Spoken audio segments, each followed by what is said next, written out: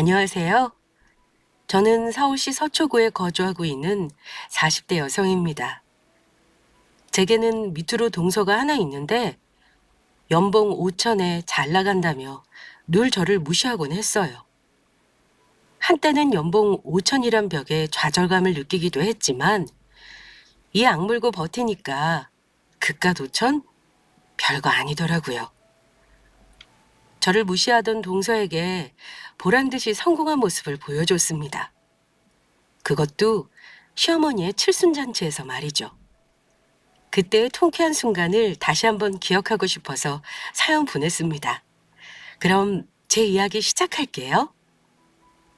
남편과 저는 평범한 가정에서 태어났고 벌이도 비슷했습니다. 결혼할 때 양쪽 부모님께 지원 한 푼 못 받고 우리 힘으로 시작했어요. 물론 대출받아서 진행했습니다. 결혼할 때도 돈이 이만저만 아니게 많이 들었는데 살면서도 돈 들어갈 일이 투성이더군요. 남들은 결혼하면 둘이 버니까 그때서야 돈이 모인다고 하던데 저희 부부는 나갈 돈이 많아서 빠듯한 살림살이를 이어나가야 했습니다. 남편은 중소기업 회사원이었고 저는 애 낳고 경력 단절되어 동네 아르바이트를 하며 월 200만 원 정도를 벌었어요. 애 낳으니까 들어갈 돈이 더 많아지더군요. 형편이 좋지 않아도 자식한테 좋은 것만 해주고 싶은 게 부모 마음이잖아요. 저 역시 아들을 생각하며 조금이라도 더 해주고자 계속해서 취직 자리를 알아보고 있었습니다. 그런 와중에 운 좋게 취직됐어요. 물론 연봉은 원하는 만큼 받지 못했지만 아르바이트보다는 훨씬 나으니까 만족하며 다니게 되었습니다. 하루는 시댁 식구들끼리 모여서 식사하는데 제 취직 이야기가 나왔어요. 그러자 동서가 은근히 비웃으며 얄밉게 말하더군요. 어머 형님, 이번에 취직하셨어요? 경력 단절돼서 일자리 구하기 쉽지 않다고 하셨는데 어떻게 취직하셨어요? 하긴 동네에서 아르바이트 하는 것보다 직장에서 일하는 게 훨씬 낫죠. 그나저나 어디 회사예요? 연봉은요? 아무래도 그렇지.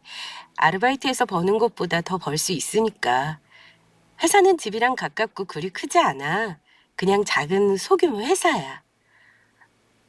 작은 회사면 어느 정도 답 나오네, 형님. 연봉 낮죠? 경력 단절된 형님이 어떻게 취직하셨나 했더니 이거였구나. 연봉 낮아서 취직된 거 맞죠? 그래. 동서보다 훨씬 적은 연봉이지만 경력 단절된 나한테는 귀한 회사야. 만족하며 다니고 있고. 하긴 형님 입장에서는 그것도 간지덕지겠네요. 그럼 월급 어느 정도 받아요? 아무리 연봉 낮아도 200은 넘을 거 아니에요. 200만 원 조금 넘어. 세상에. 그럼 실수령액은 200만 원 안 되겠네요? 아니면 간당간당하나? 이것저것 제하고 나면 200 정도 돼. 어머 형님, 요즘 물가가 얼만데 200만 원이 웬 말이에요? 그걸로 생활이 되나? 아유, 돈 좀 더 벌어보겠다고 어렵게 취직하셨는데 월 200만 원 받고 어떡해요? 이래서 진짜 연봉이 중요한 거예요. 저 봐요.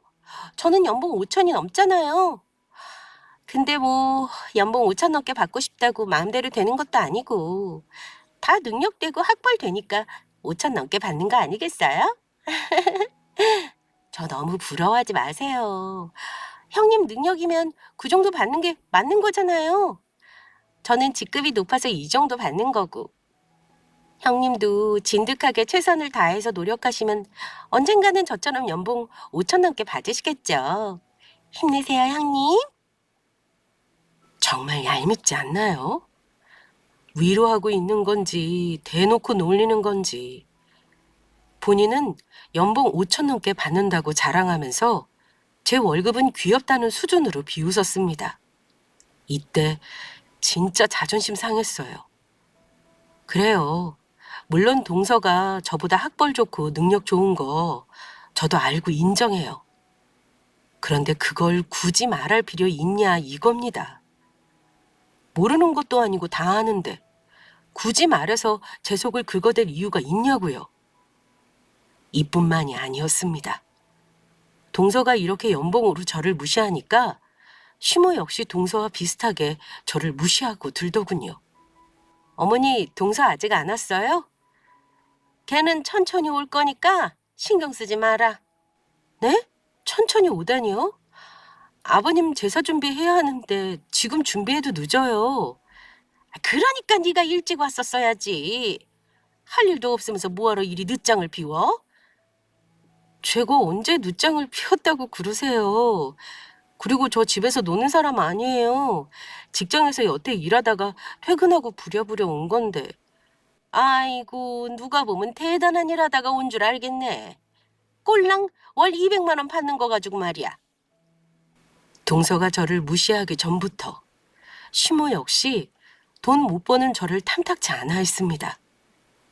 동서는 능력 좋으니까 용돈이며 선물을 자주 챙겨줬으니까요.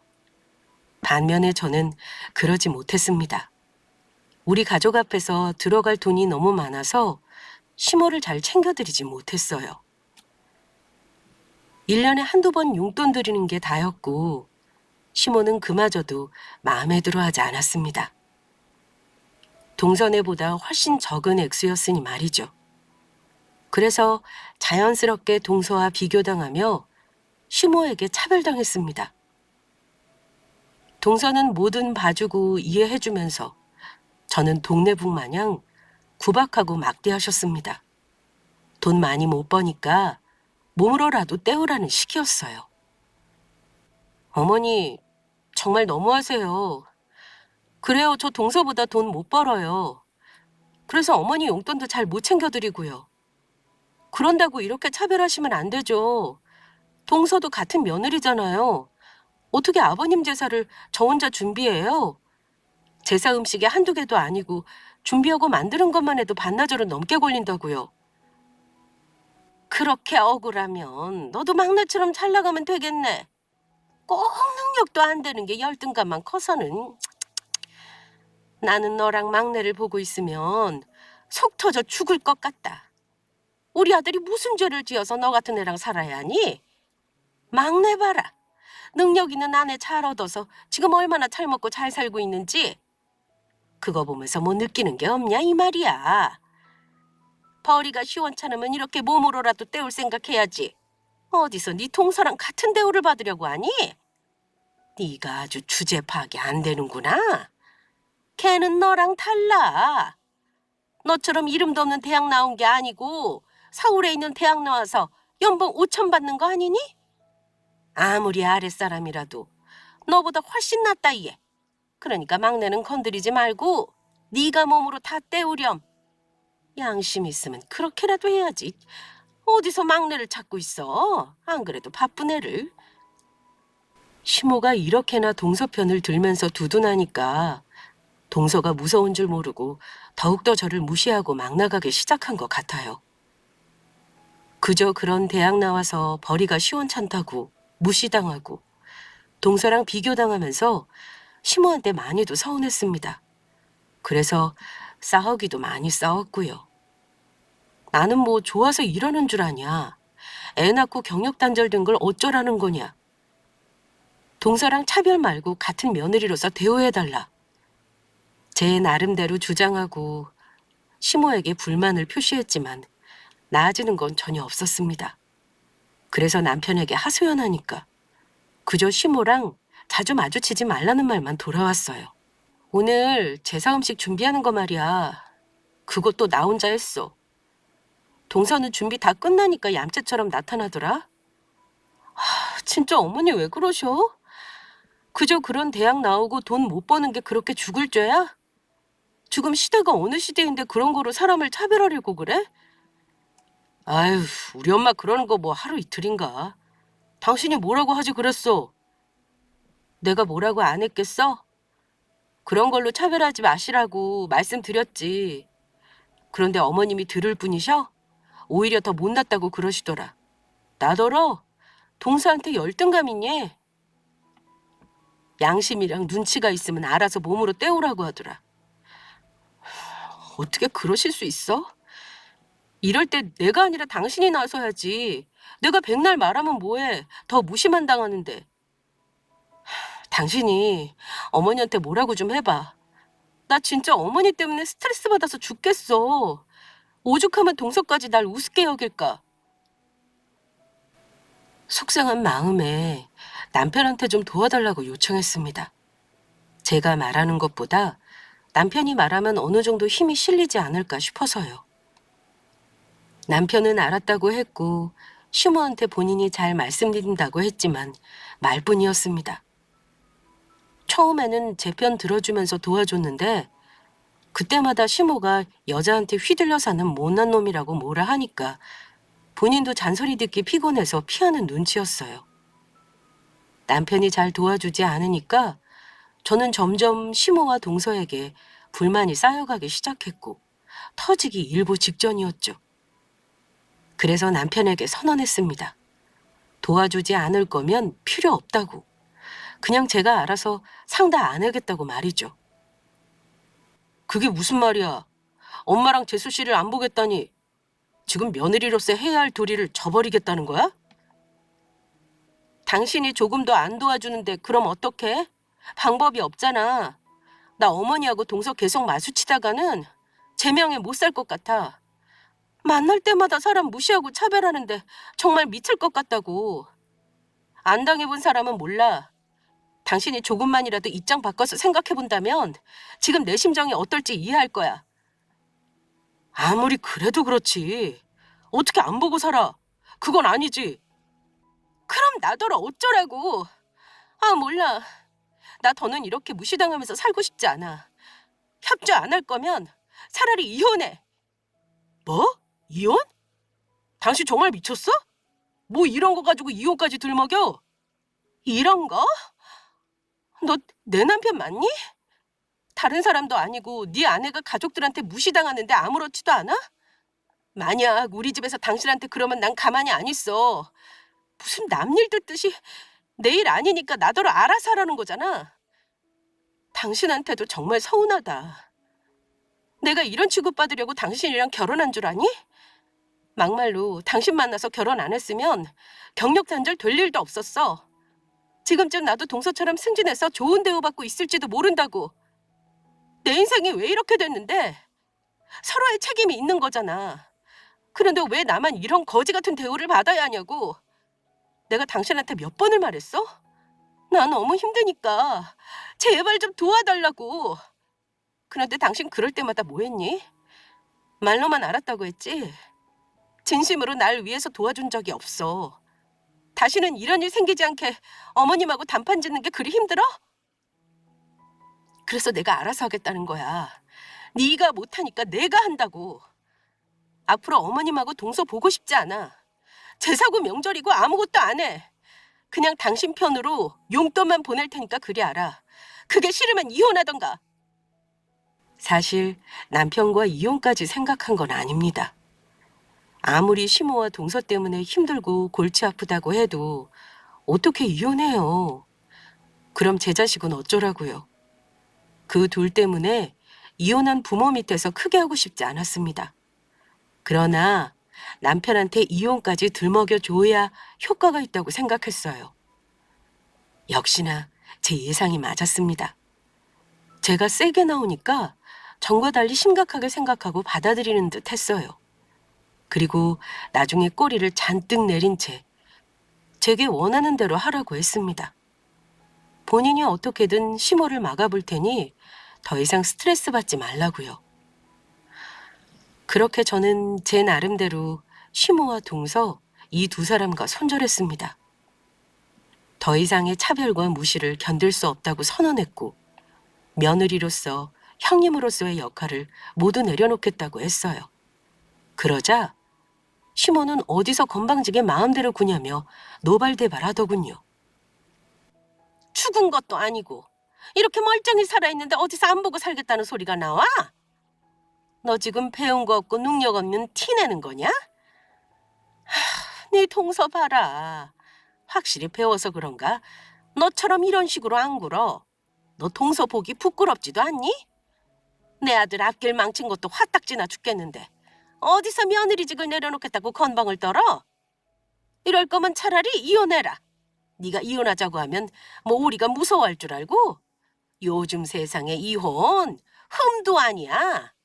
이참에 너 내쫓고 더 능력 있는 며느리 얻으면 나야 좋지.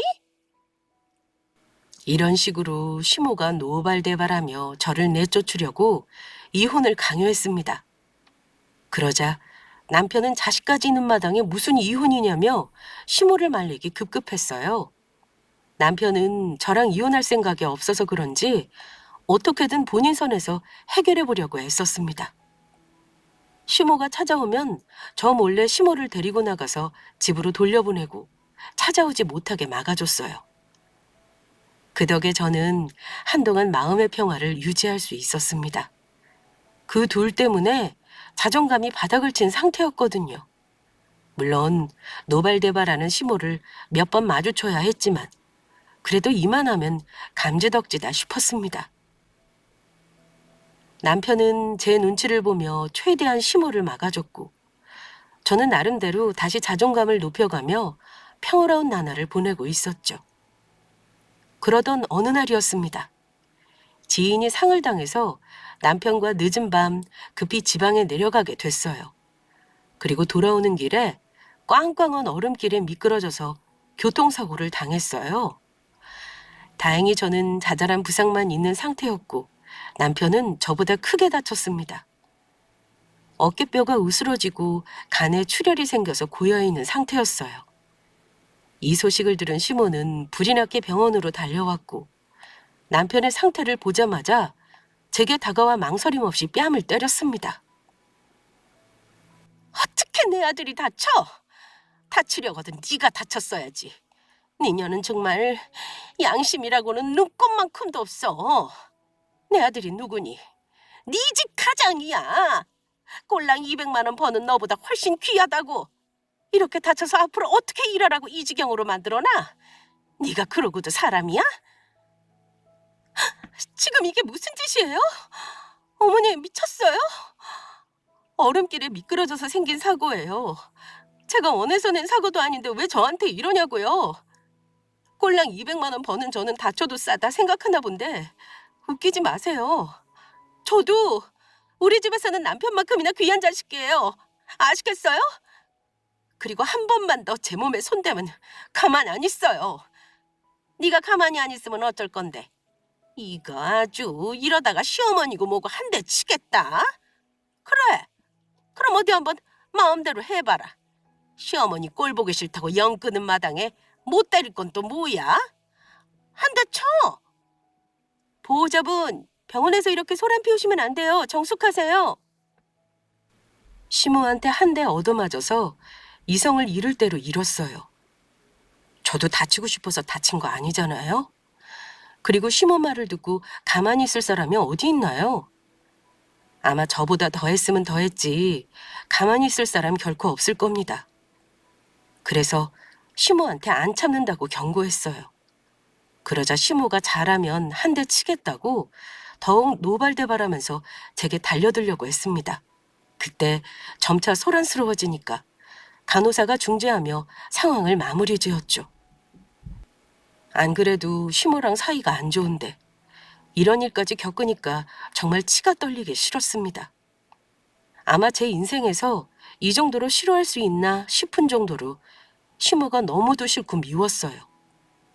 아무리 본인 성에 안 차는 며느리라도 다친 데는 어떠냐, 괜찮냐 이렇게 묻는 게 먼저 아닌가요? 본인 아들 다친 게 제 잘못도 아닌데 말이죠. 무엇보다 200만 원 받는 제가 덜 다쳤다고 난리치니까 더욱 서러웠습니다. 내 목숨의 값어치를 200만 원으로 보는 게 참을 수 없을 정도로 화가 났어요. 그리고 이때 저 스스로 한 가지 다짐했습니다. 보란 듯이 성공해서 둘의 코를 납작하게 만들어주겠다고 말이죠. 사실 일을 시작하고 난 뒤에 아주 달콤한 제안을 하나 받았습니다. 이건 남편과 그 누구에게도 말하지 않고 저만 알고 있었어요. 경력 단절되기 전에 다니던 직장 선배가 하나 있는데 일머리 있고 잘한다고 저를 참 예뻐해 줬습니다. 그 선배가 이번에 퇴직하고 스타트업으로 작은 사업체를 하나 꾸린다고 하더군요. 그래서 제게 같이 해볼 생각이 있냐고 물어봤어요. 제가요? 말씀은 감사한데 저는 어려울 것 같아요. 저 경력 단절된 사람이고 그때처럼 그렇게 열정적으로 일하지 못할 거예요. 애가 있다 보니까 여러 가지 시간적 여유도 없고요. 그래? 그래도 다시 한번 천천히 생각해봐. 아직 충분히 시간 있으니까. 지금 다니는 직장도 어렵게 겨우 구한 거라며? 앞으로 애한테 들어갈 돈이 만만치 않을 텐데 지금부터 미리 그 발판을 닦아놓는 게 좋지 않겠어? 애는 뭐 어디다 맡기면 되는 거잖아. 물론 나는 너랑 같이 일하고 싶어서 설득하는 부분도 있지만 네 상황에서 생각해봤을 때 좋은 조건이라 생각해. 솔직히 선배 말이 옳습니다. 저 같은 경력 단절녀에게 꼭 필요한 자리요. 그러나 제게는 자식이 있잖아요. 선배가 시작하는 회사에서 일하게 되면 엄청난 시간과 열정을 쏟아부어야 한다는 걸 잘 알고 있기 때문에 거절했었어요. 혹하는 자리지만 아이를 키우는 엄마 입장으로서 자신이 없었습니다. 그래서 죄송하다고 거절한 상태였는데 이렇게나 저를 무시하는 시모와 동서에게 한번 보여주고 싶다는 생각이 들었어요. 물론 동서보다 높은 연봉 받으면서 일한 건 아니지만 결혼하기 전에 나름대로 직장에서 인정받는 사람이었거든요. 내가 안 해서 그렇지 하면 절대 뒤지지 않는다는 걸 이참에 보여주자 다짐했습니다. 그래서 바로 선배에게 연락했죠. 선배, 그때 말씀하신 거 말이에요. 아직 유효해요? 그럼 생각이 바뀌기라도 한 거야? 네, 저 한번 해보려고요. 솔직히 선배 말이 다 맞아요. 저한테 좋은 기회라고 생각해요. 선배랑 같이 일하면서 그 시절의 열정을 한번 되살려보고 싶기도 하고요. 선배와 함께 일한다면 충분히 가능할 것 같아요. 제 결정에 선배는 정말 잘 됐다며 좋아했습니다. 몇 번이고 거절해서 다른 사람을 물색하던 중이었는데 제가 생각을 바꿨다고 하니까 하늘이 도왔다고 생각했대요. 보통 사업체를 꾸릴 때 처음 함께 시작하는 구성원이 중요하잖아요. 그래서 믿음직스러운 사람을 곁에 두는 법이고요.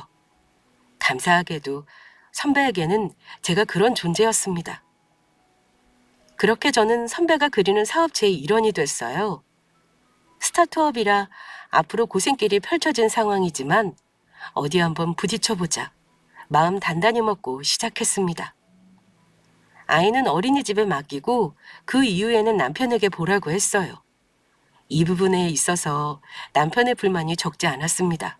그러나 시모 이야기 한 방에 바로 꼬리를 내리더군요. 내가 애를 어떻게 봐? 난 뭐 쉬어? 나도 일하고 퇴근하는 사람인데 나 혼자 뭐 어떡하라고. 그거 꼭 해야 해? 스타트업이니까 일하는 거 보통 아닐 거 아니야. 많이 힘들고 스트레스 받을 거 뻔한데 뭐하러 사서 고생하려고 그래? 내가 왜 이러는지 잘 알 거 아니야. 툭하면 무시하는 당신 엄마 때문에 이러지. 이참에 제대로 한번 보여주려고. 나도 얼마든지 할 수 있다는 걸 알게 할 거야. 엄마랑 재수 씨는 내가 잘 막아주고 있잖아. 그때 다쳐서 병원에 있을 때는 어쩔 수 없었던 상황이고. 그러니까 아무리 당신이 잘 막아준다고 해도 앞으로 또 이렇게 어쩔 수 없는 상황이 생길 수 있는 거잖아. 아예 무시하지 못하도록 내가 성공하는 게 맞는 것 같아. 그동안 애 보느라 포기한 것들이 많아.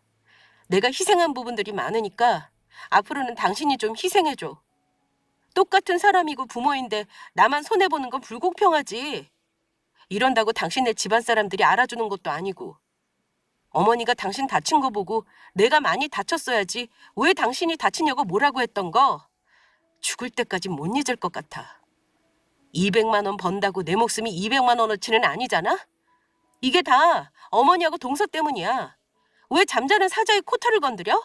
난 정말 지금의 삶을 만족하면서 잘 지내고 있었다고. 당신네 사람들이 날 건드렸으니까 그에 따르는 것들은 다 당신이 책임져. 제 말이 틀린 말은 아니고 그간 저에게 한 짓이 있으니까 미안하게 생각했나 봅니다. 시모가 제게 그런 식으로 군 걸 본인도 옆에서 다 듣고 봤으니까요. 그래서 순순히 알겠다고 했고 아이는 어떻게든 본인이 알아서 챙기겠다고 했습니다. 물론 사고로 인해서 남편이 많이 다치긴 했죠. 수술이 필요한 상황이었으니까요. 그래서 그럴 때는 친정에 맡기기로 했고 그 외에는 남편이 도맡아서 아이를 돌보기로 합의했습니다. 그렇게 저는 선배 회사에 뛰어들었어요. 성공하고 싶다는 욕구가 강해서 그런지 정말 미친 듯이 일에 매달렸습니다. 끼니를 거르는 건 기본이고 새벽에 나가서 새벽에 집에 들어오는 날이 많아졌습니다. 어떤 날은 집에서 옷만 갈아입고 다시 출근해서 일하기도 했어요. 그 정도로만 일만 생각하며 살았습니다. 오죽하면 옆에서 지켜보는 선배와 남편이 쓰러질까 겁난다며 쉬엄쉬엄 하라고 할 정도였어요. 물론 몸이 힘들긴 했습니다. 전처럼 커피를 몇십 잔 때려 부어도 그때와 같지 않았어요.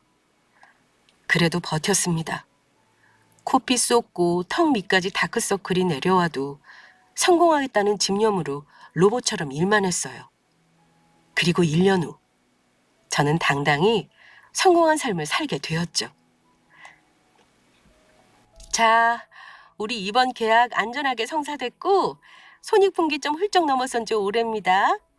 앞으로도 따올 계약건들이 더 있으니까 이 정도면 우리 아주 멋들어지게 선방한 겁니다.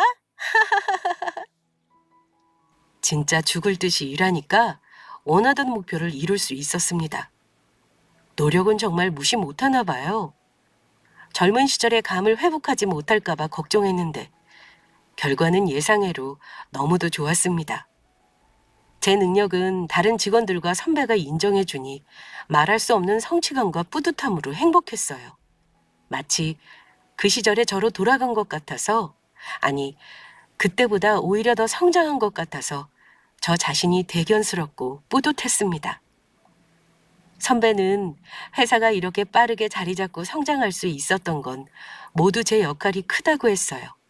그러면서 제게 공동대표로 함께 이끌어보는 게 어떻겠냐고 하더군요. 네? 선배 그 말 진심이에요? 아니 제가 어떻게 공동대표를 해요? 왜 못해? 너니까 말하는 거야. 너라면 얼마든지 잘할 수 있어. 그리고 내가 그 누구보다 믿고 맡길 수 있는 사람이고. 계약건 때문에 해외 나갈 일 많은데 넌 출국하기 어렵잖아. 몇 달씩 해외에서 지내야 할 수도 있으니까. 그러니까 그건 내가 맡고 넌 여기서 나머지 일을 맡아주면 좋을 것 같아. 어때? 우리 일은 해외로 출장 가는 일이 많았습니다. 우리가 개발한 프로그램을 선보이고 팔아야 하니까 미팅할 일이 많거든요. 그걸 보통 선배가 맡아서 했었는데 그러다 보면 회사에 자리를 많이 비우게 되니까 아예 저한테 맡기고 싶어 했어요. 앞으로 해외로 나갈 일이 더 많아지니까 말입니다. 그래서 저는 부족하지만 열심히 해보겠다고 했어요. 그렇게 1년 반 만에 공동대표 자리에 올라 한국에서 책임지고 맡을 일을 수행하기 시작했습니다. 공동대표라도 회사를 차릴 때 저는 보탠 게 하나도 없으니 바지 사장인 셈이었어요. 그래도 선배가 직책에 걸맞게 많은 월급을 챙겨줬습니다. 어느 순간 제 연봉이 7천을 훌쩍 넘더군요. 여보, 이거 진짜야? 이게 정말 여보 월급이란 말이야? 나 이제 연봉 7천 넘어. 와, 7천? 제 월급 내역서를 확인한 남편은 입을 떡 벌리며 놀라워했습니다. 남편의 표정을 보니 내가 정말 성공하긴 했구나 싶더라고요. 엄청난 뿌듯함에 기분이 째지는 줄 알았습니다. 남편은 우리 아내가 이렇게나 능력 있는 사람인 줄 몰랐다면서 다시 보인다고 엄청나게 치켜 세워줬어요. 그러면서 곧 다가올 심호생신 때 이 사실을 말해야겠다고 하더군요. 생신? 가만히 있어봐.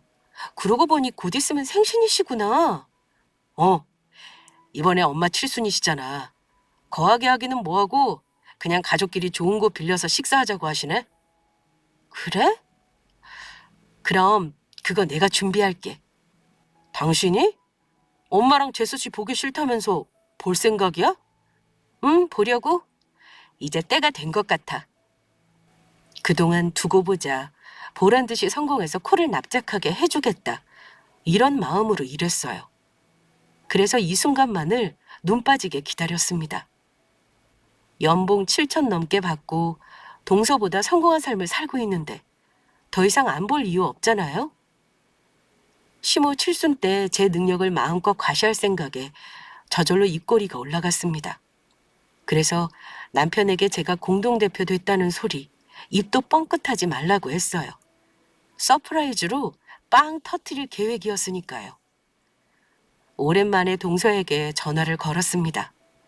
시모 칠순을 호텔에서 축하해드리자고요. 그러자 동서의 반응이 참 어이없었습니다. 오랜만에 전화해서 한다는 소리가 그거예요? 전에 차 사고 나기 전에 안 보고 살고 싶다고 연 끊었잖아요. 그래놓고 인제 와서 왜 이래요?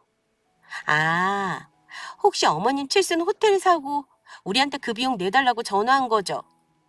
하긴 꼴랑 200만 원 받으면서 호텔이 말이 되나 싶었거든요.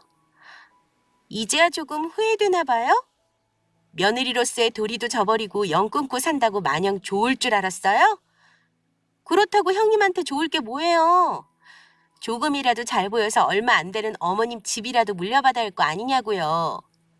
미리 말하는데 난 그런 푼돈 관심 없어요. 어머님 집 팔아봤자 얼마나 된다고. 다 쓰러져가는 오래된 아파트일 뿐인데 뭐 재개발이라도 된다면 모를까. 아무튼 뒤늦게 노선 정했으면 앞으로 잘해요. 형님 때문에 그동안 내가 얼마나 힘들었는 줄 알아요? 그동안 돈으로 때우던 걸 형님처럼 몸으로 때워야 했다고요. 제사 음식 만들고 명절 챙기고 진짜 짜증나 죽는 줄 알았네. 오랜만에 한 전화통화. 동서는 참 변한 게 없었습니다. 여전히 오만하고 재수 없었어요. 저는 동서에게 말했습니다. 어머님께 잘 보일 생각 없고 동서한테 호텔 비용 대라고 전화한 것도 아니니까 걱정하지 말라고요. 그저 마지막으로 생신 축하드리고 싶어서 이러니까 와서 같이 즐기라고 했어요. 그러자 동서는 겨우 200만 원 받으면서 무슨 자신감이냐고 어이없어 하더군요. 제가 쓸데없이 허세라도 부리는 줄 알았나 봐요. 저는 입이 떡 벌어지게 놀랄 두 사람을 생각하며 기쁜 마음으로 칠순잔치를 준비했습니다. 으리으리한 호텔을 예약했어요. 전에 선배와 호텔 뷔페에서 식사한 적이 있는데 맛이 참 좋았습니다. 그래서 겸사겸사 직원들 전체 회식도 이곳에서 해야겠다 싶었어요. 그렇게 대망의 디데이가 다가왔습니다. 시모와 동서는 제가 예약한 호텔로 왔고 으리으리한 모습에 휘둥그레진 눈으로 이것저것을 살피더군요. 그리고는 딱 봐도 엄청 비싸 보이는데 정말 괜찮겠냐고 물었습니다. 형님, 정말 이곳에서 어머님 칠순 축하해드리려고요? 여기 가격 장난 아닌 것 같은데? 혹시라도 이따가 돈 좀 보태달라고 하기만 해봐요. 그럴 일 없으니까 안심해. 뭐예요? 그 여유로움은? 그나저나 못 보던 사이 형님 모습이 많이 바뀌었네요? 그 가방이랑 옷은 또 뭐예요? 좋은 곳 온다고 힘 좀 주셨나 보네. 근데 이거 다 짝퉁이죠? 동서는 저를 위아래로 훑어보며 걸친 명품을 보고 비웃었습니다. 저는 속으로 그래, 어디 한번 마음껏 비웃어봐라. 마지막은 내가 웃을 테니까라고 생각하며 마음의 평화를 유지했습니다. 시모 역시 동서와 같은 말을 꺼내며 저를 비웃었어요.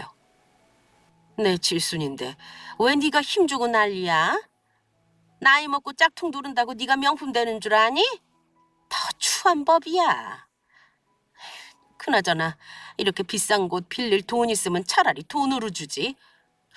가만히 있어봐. 너 여기 뭐 당첨된 거구나? 그래, 그럼 그렇지. 그래서 당당하게 여기서 하자고 했구만. 하긴 200번은 네 주제에 이런 옷들이 가당키나 해. 두 사람이 번갈아가며 저를 무시하고 조롱했지만 저는 조금의 동요도 없었습니다. 그저 말을 아끼며 여유롭게 웃어줬어요. 그리고는 둘을 예약한 룸 쪽으로 안내했습니다. 그곳에는 저희 직원들이 미리 와서 식사하고 있었죠. 제가 등장하자 일제히 일어서서 제게 인사하며 식사 잘하고 있다고 정말 맛있다면서 한마디씩 건넸어요. 그러자 뒤에 따라오던 시모와 동서가 멈춰서서는 그런 우리를 번갈아 살펴보기 시작했습니다. 아, 아니 지금 얘들어 뭐라는 거야? 뭐 대표님? 예, 내가 지금 잘못 들은 거 아니지? 네 어머니, 저도 들었어요. 지금 이 사람들이 형님 보고 대표님이라고 하는데요? 저 귀도 이상한가 봐요. 막 콧꽃이 들리네. 잘못 들은 거 아니에요. 저 대표 맞거든요. 그동안 연락 안 하고 지내서 미리 말씀 못 드렸네요. 어머니, 저 예전에 200만 원 벌던 며느리 아니에요. 어엿한 회사 대표고 여기 있는 사람들은 제 밑에서 일하는 직원들이에요. 뭐라고? 제 말에 시모와 동서는 한껏 경악한 표정을 지었습니다. 그러면서 혹시 몰래카메라 아니냐고, 어른 놀리는 거 아니라면서 어떻게 네가 대표일 수 있냐고 난리치기 시작했죠. 동서도 계속해서 믿지 못하는 눈치였습니다. 말이 되는 소리를 해야지. 네가 뭐라고 대표가 돼? 그러니까요, 어머니. 형님, 그때 사고 났을 때 머리 크게 다친 거 아니에요? 이 정도면 제대로 미친 것 같은데? 어느 정도 예상한 반응이었습니다. 그래서 저는 주머니에 있던 명함 케이스를 꺼내서 명함을 한 장 건넸어요. 여기 제 명함이요. 못 믿겠으면 명함에 적힌 회사 주소로 한번 언제 놀러 오세요. 바쁘지만 차 한 잔은 대접해드릴 수 있어요. 동서는 말도 안 된다면서 콧방귀를 뀌더니 시모 손에 들린 명함을 가로채 갔습니다. 그리고는 핸드폰으로 뭔가를 막 검색하더군요. 그러더니 나중에는 사색이 된 표정으로 핸드폰만 뚫어져라 쳐다봤어요. 언뜻 보니까 핸드폰으로 우리 회사를 검색해서 사이트를 들어간 것 같더군요. 그곳에서 공동대표라고 제 사진이 떡하니 걸려 있었습니다. 어머니, 이것 좀 보세요. 여기 형님 사진이. 응? 이건 뭐야? 그럼 정말 저게 대표가 맞다는 거야? 저는 벙쪄 있는 둘에게 그동안 있었던 일을 모두 이야기해 주었습니다. 제가 어떻게 선배 회사에 들어가고 공동대표가 되었는지 모두 말이죠. 그때 병원에서 어머니 때문에 이 악물고 다짐했어요. 내 목숨값은 200만 원이 아니라 몇십억, 몇 조라는 걸 보여주고 싶었거든요. 그래서 죽어라 일만 했고 이렇게 성공했네요. 어때요, 어머니? 이 정도면 저 능력 있는 며느리 맞죠? 참, 동서 연봉이 얼마라고 했지? 5천만 원 조금 넘는다고 했던가? 동서, 그것도 월급이라고 받아? 아니, 서울권 대학 나온 사람이 그게 뭐야? 나보다도 적게 받으면 어떡해? 난 7천이 훌쩍 넘는데. 아, 내년에 연봉 협상하면 더 많이 받을 것 같아. 언젠가는 연봉 1억이겠지 아마? 1억이요? 그래, 1억. 지금처럼 계속 노력하다 보면 못 받을 돈도 아니지. 어찌 보면 두 사람한테 참 고마워요. 200만 원도 감사히 여긴 나를 일깨워줬잖아요. 덕분에 이렇게 성공하고 앞으로가 더욱 기대되는 사람이 됐어요. 그래서 어머니 칠순을 좋은 곳에서 축하해드리고 싶더라고요. 처음이자 마지막으로요. 마지막이라니. 너 앞으로 나 안 볼 생각이니? 당연하죠, 어머니. 말씀드렸잖아요. 며느리로서의 도리 다 내려놓겠다고. 오늘만 예외로요. 제가 더 나은 사람이 될 수 있게 원동력이 되어주셔서 감사하다고 마련한 자리거든요. 겸사겸사 보란듯이 성공한 모습 자랑도 할 겸요. 기분이 어떠세요, 어머니? 마냥 무시만 하던 며느리가 이렇게 성공하니까 지난 날이 후회되시죠? 우리 사이가 좋았다면 앞으로 두둑한 돈 봉투 받으며 지낼 텐데 하고요. 아니, 저기 큰애야. 됐어요, 어머니. 제가 아무리 동서보다 돈 잘 벌고 연봉 7천이 넘어도 어머니께 쓸 돈은 없어요. 오늘 이 호텔 값이 마지막이거든요.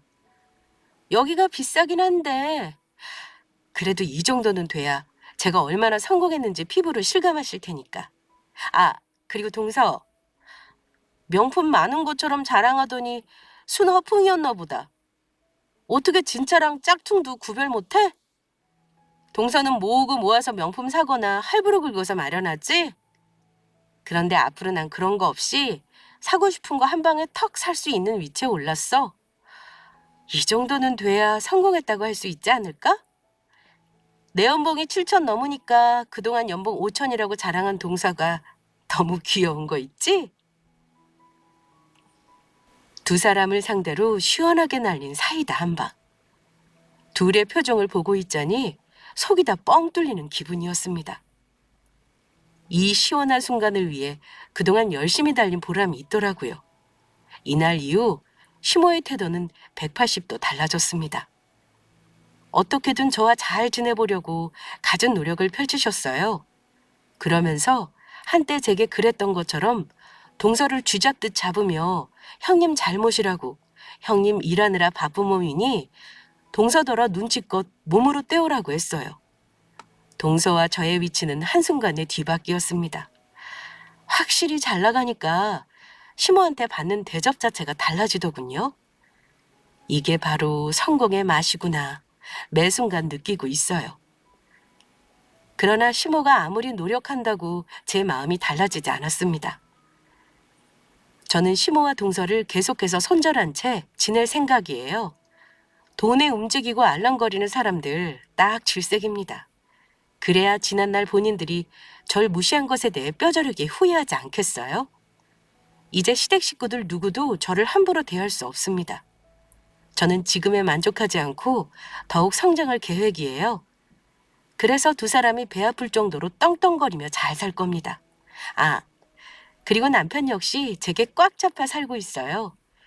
솔직히 이 정도로 잘 버는데 이혼해도 제가 아쉬울 게 하나도 없잖아요. 그걸 잘 알기 때문에 왕비 대접하며 떠받들어주고 있습니다. 성공하니까 제 세상이 달라지네요. 그럼 지금까지 저의 긴 사연 들어주셔서 감사합니다.